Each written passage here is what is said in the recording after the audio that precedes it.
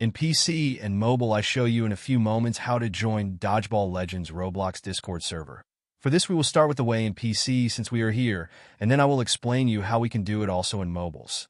To do this, click on the Discover icon that we can see in the lower left corner of our application.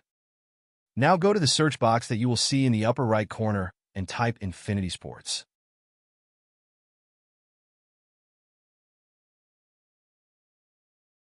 Now click on the server we are looking for, and then click on the Join button at the top of our Discord application.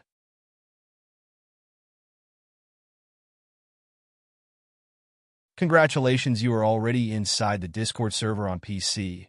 On mobiles, it is quite likely that you cannot do this same process, as it does not usually show the option to discover. That's why I'll leave a link to access to this server in the description of this video. Simply access the description and click on it, and thereby automatically access the Discord server without doing anything else. Please give a like to this video, comment, and subscribe. Until the next one.